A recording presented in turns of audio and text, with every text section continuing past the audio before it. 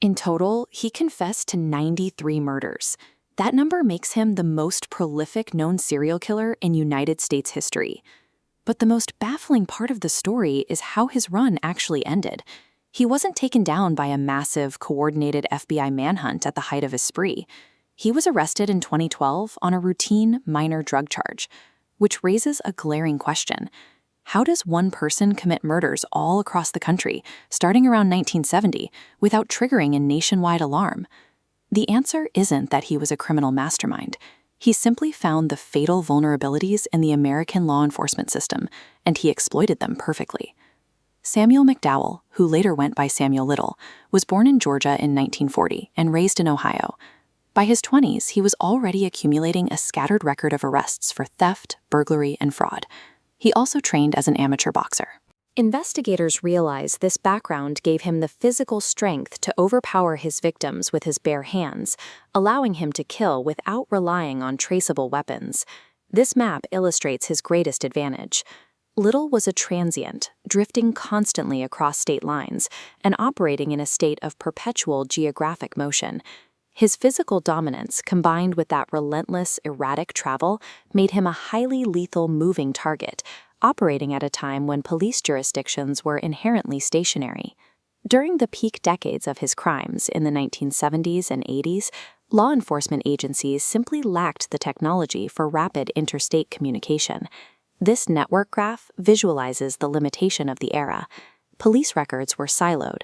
A local department would investigate a single, isolated homicide within their borders, with almost no way to see that identical crimes were happening 2 states over.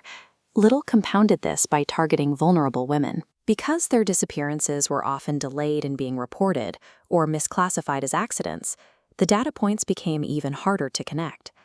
Because everything was tracked on paper, the sheer volume of disorganized physical records effectively buried any national pattern under mountains of unconnected case files. The system didn't necessarily fail to collect evidence.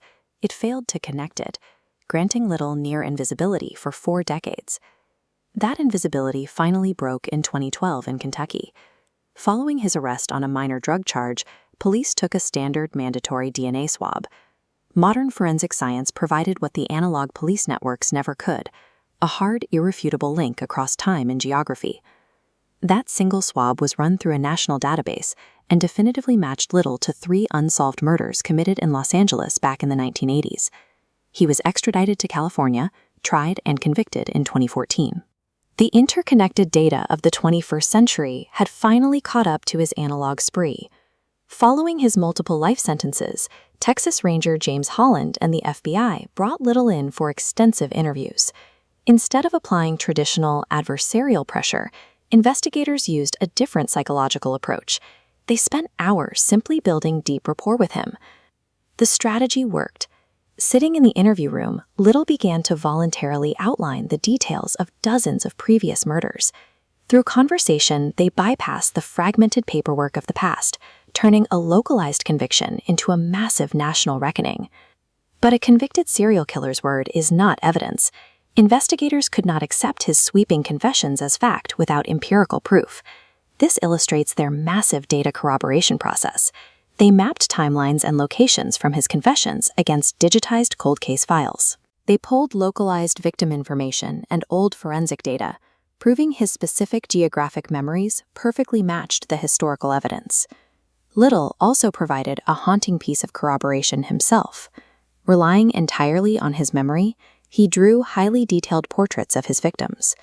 The FBI published these sketches and appealed directly to the public, turning a private interrogation into a nationwide crowdsourcing effort to identify these unknown women. By the time he died in prison on December 30th, 2020, investigators had definitively confirmed dozens of his confessions. His legacy is dark, but it stands as a direct symptom of a fractured, localized era of policing. The history of this case proves why cross-jurisdictional data sharing and modern DNA technology are absolute necessities in modern justice. Relentless reviews of cold cases and continuous systemic connectivity are the only ways to ensure the deadly blind spots of the past remain permanently closed.